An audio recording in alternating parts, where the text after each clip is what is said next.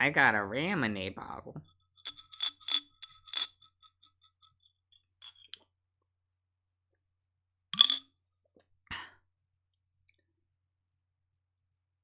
Look, I know that it's supposed to be fun. There's like a marble.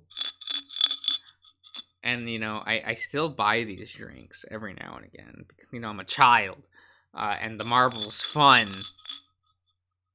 But at the same time, like, it makes it really hard to drink.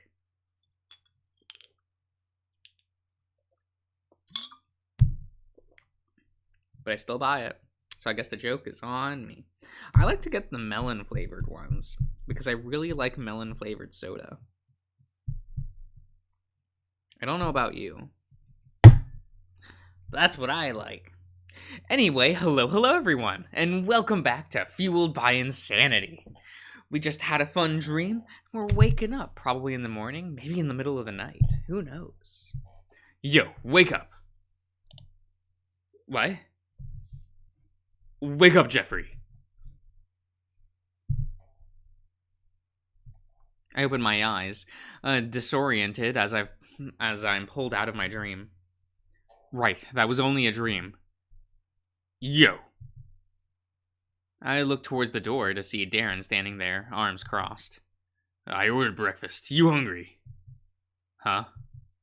I hear his words, but their meanings get lost on me as I'm still trying to wrap my head around the dream I just had.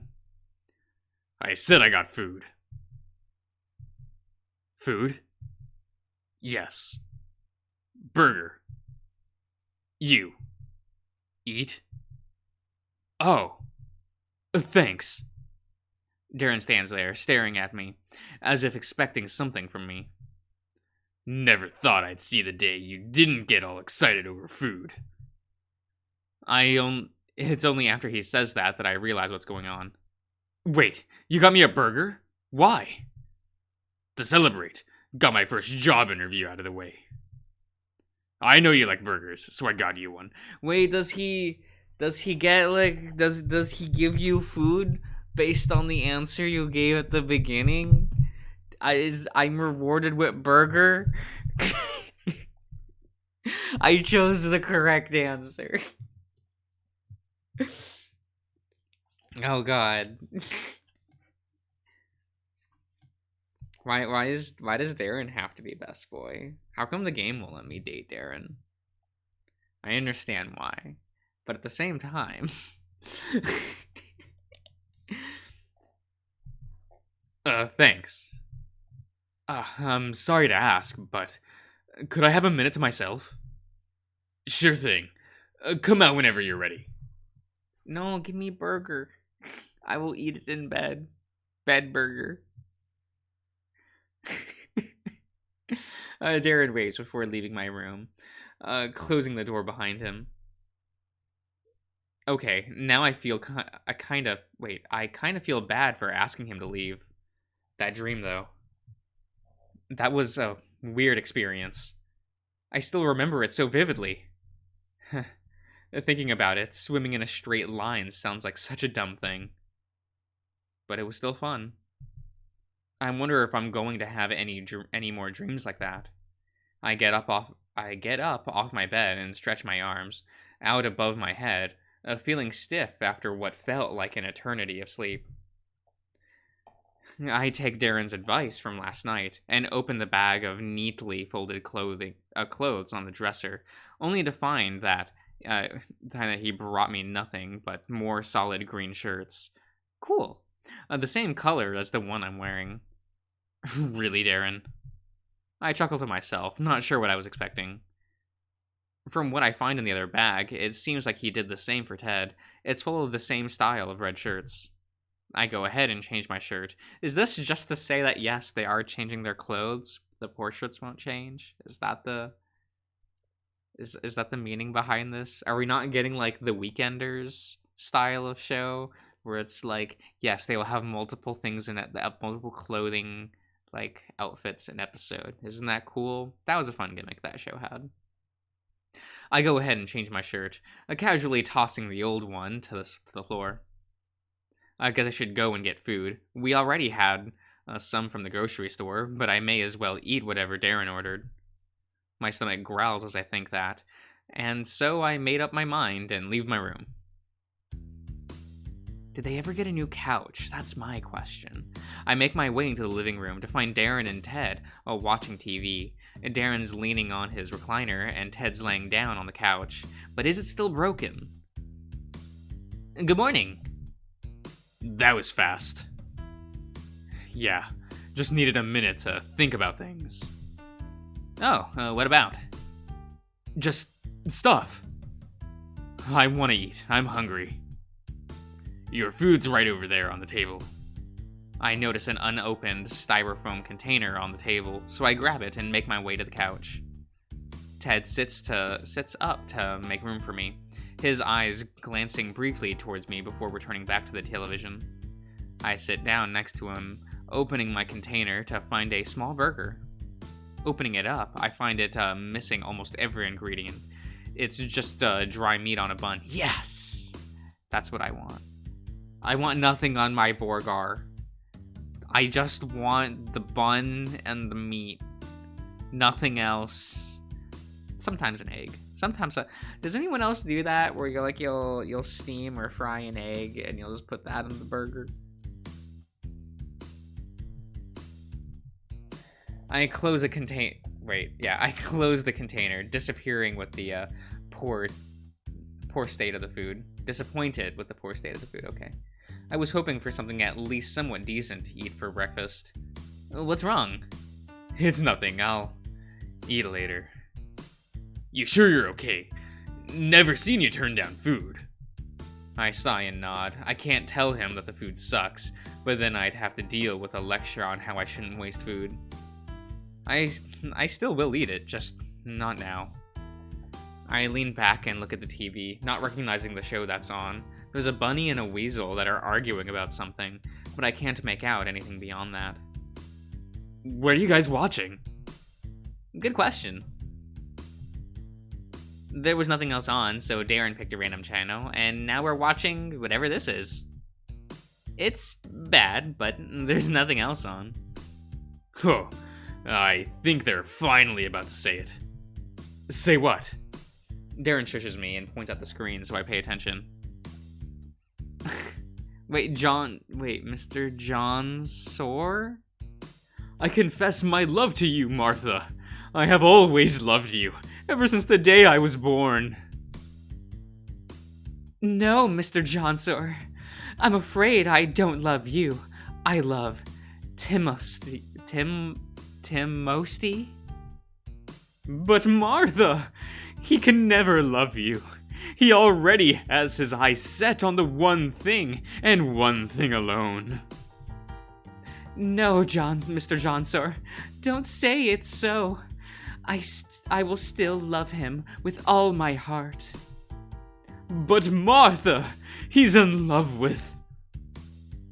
Mr. John Soar turns towards the camera before beginning his next line. The new and improved baked potato fork, now designed to be strong enough to withstand poking holes in any potato you choose to cook. Make it yours now for only $12.99. Sold in a store near you. A moment of silence goes on as none of us know how to react to that plot twist, until finally I speak up. The fuck kind of product placement was that? And what the hell's a baked potato fork? It's a fork you use on a baked potato, obviously. Yeah, but... Wait. But that had nothing to do with anything. I turn towards Ted to gauge his reaction, only to see him giggling hysterically. Ted? The ads in this show are so bad, and I love them. I guess. Ted's laughter stopped when I don't give him the reaction he was probably hoping for. You sure you're okay? For some reason, him asking that annoys me. I don't like having him or Darren ask me over and over, as if they're expecting me to answer to be no. I'm fine. Okay, Jeffrey, you're not convincing anyone at this point. It's frustrating going from being really happy yesterday to being in a bad mood today. I don't want to be like this. I want to be enjoying this bad TV show too. It's because of that dream. I just had to be reminded of what happened to my friends. I've never told anyone either. I was afraid to. Fuck. I don't want to think about this. I tried so hard to forget about it. I can't even imagine how Sheen. Is it Sheen or Sean? I know I've read comments about this. Sean, or Marshall would react if they found out. For all they know, they just moved on with their lives. It's not like we had not had friends leave our circle before. Darren never seems to question it. He didn't know them very well, as he only really started spending time with our friend group last year. Sometimes I just wish I told people what happened, but it's too late for that now. What would happen? Wait, what would I even say? Oh, hey, by the way, remember Parker and Caleb? One of them touched a glowy rock and then killed the other, probably. Like that wouldn't go over terribly. I think he's spacing out again. Who's what? You keep spacing out. I what? Was he talking to me? Did I zone out and miss what he said? Things were fine until I started dreaming about this stuff again. Okay, maybe fine isn't the right word, but at least I was able to focus on other things. Yeah, I don't think we're getting through to him. Wait, did I zone out again? Fuck! I'm listening. Are you? Yeah. Then what did I just say? I don't know.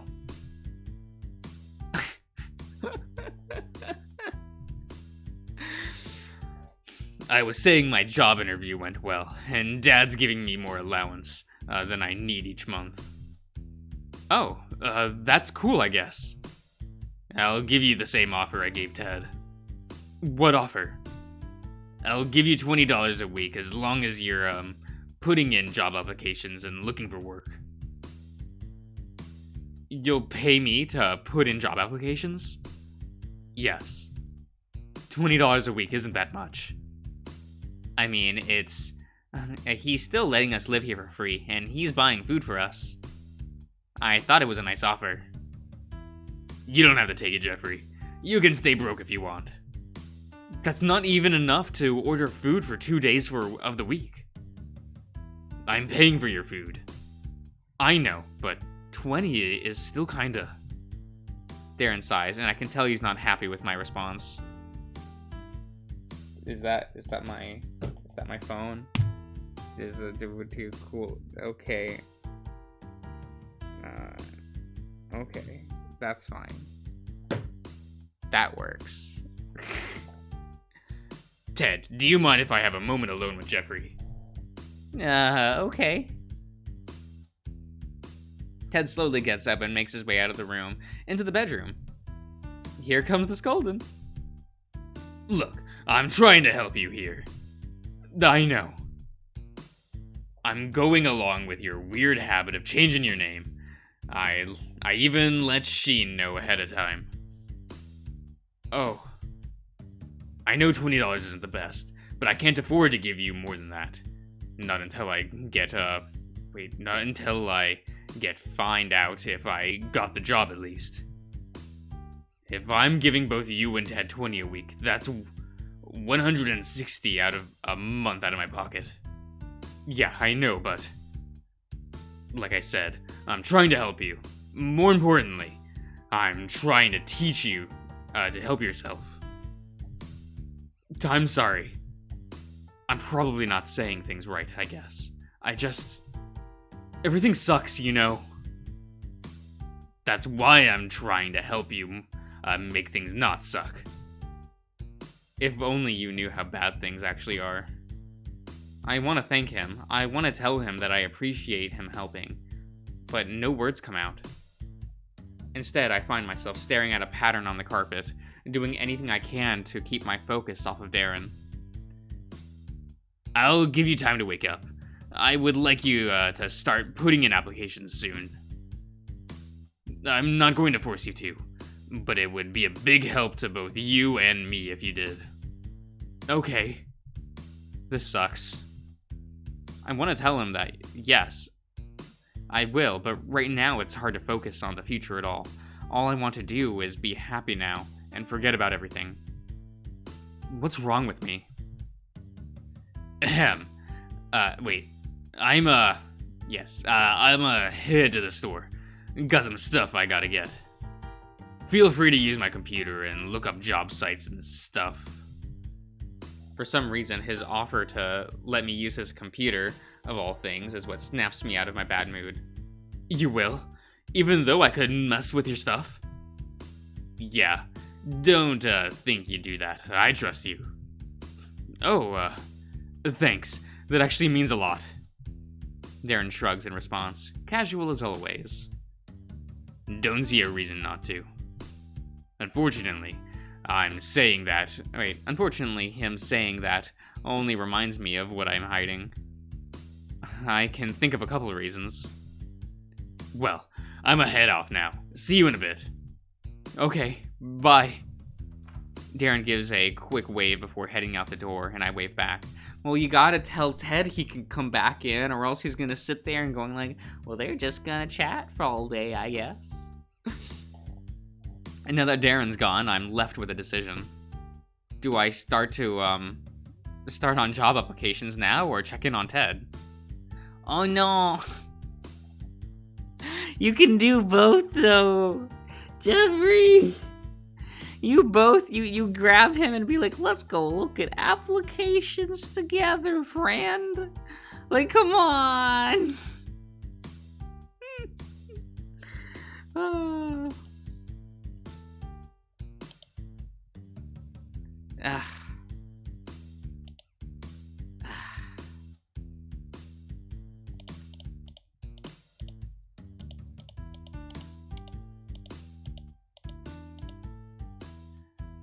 I'm not looking forward to it, but if I start on an application right away, I won't have to worry about doing it later. All I have to do is put in an application or two. That shouldn't take too long, right? Thinking about it, I wouldn't mind having a job again. I do kind of miss the bakery. I look back to the table where my uneaten breakfast sits in its container, and I decide I might as well eat it. I'm not thrilled at all about it, but it's still free food, and I'd hate to waste it, no matter how bad it may be. After finishing my breakfast, I head straight to Darren's room. Walking into his room without him being there feels wrong, but he did give me permission. I walk over to his swivel chair and sit down, surprised with how comfortable it is. I figured Dean would keep his room up to date, but not the rest of the house. His computer is already on, not that he would ever turn it off anyway, at least I assume he doesn't, given that I've never once seen it off. His screensaver is currently displaying a slideshow of what I recognize to be the default background images that every computer comes with. Wow, he seriously never changed this. I wiggled the mouse to wake up the computer, only to find his browser open with more tabs than I can count. The current to open one seems to be a search for cell phone plans. Huh. I guess he really is feeling confident about the job interview. Then again, these phone plans look really cheap. Is he downgrading his phone? I click to open a new tab, preparing myself to search around for places to submit applications. I don't actually have to land any jobs. It's okay if no one calls me back for an interview. I just have to try. But where should I put in an application, though? I can start at the blank tab, hovering over the search bar as I try to decide where to start. An entry-level job would be the best. I don't exactly have any good skills. Yes, but you do have experience in the baking field. I'll stick with what I know. I search for the name of the bakery that I heard the name of all the time in my old job. They're our biggest competitor, our boss used to say. If they were the biggest competitor, then they've got to be there's got to be a reason to it. Wait for it. I don't see the harm in applying.